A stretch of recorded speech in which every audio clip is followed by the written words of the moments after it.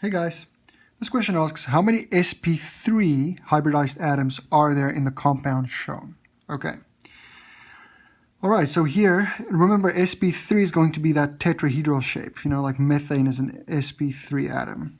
It basically just means we combine the 2s orbital with all three of the 2p orbitals, and when you combine those you get 4 sp3 orbitals. In other words, usually typically for 4 bonds. But something like ammonia is also sp3, right? It doesn't just have to be 4 bonds. Okay, so then we have, let's see, here we have a CH3 group.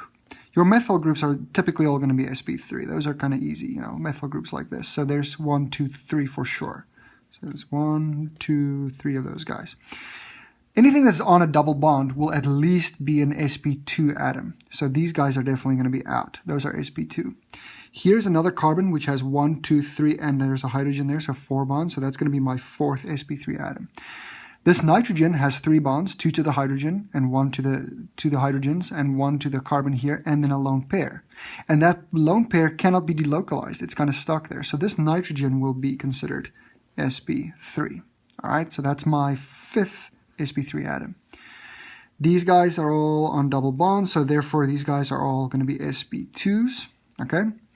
And then interesting enough, this guy again looks like it's sp3, right? It's got a single bond, 3 single bonds to a carbon, carbon, and 1 to a hydrogen, and then a lone pair, so it's 4 groups. It looks kind of just like this one.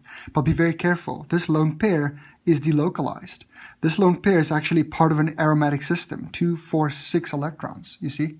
And as such, this lone pair is not going to be stuck in that one sp3 orbital. It's actually in a p orbital because that's what's needed for it to be delocalized. So this here is actually also an sp2 atom.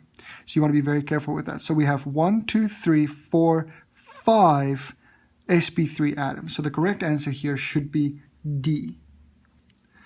All right, guys, I hope that made sense. Make sure you understand this particular issue in particular, this thing about lone pairs. When you see a lone pair, it's not necessarily going to count as a group. It could be delocalized, and then it's not going to be an sp3 atom. So be very careful for those. Okay.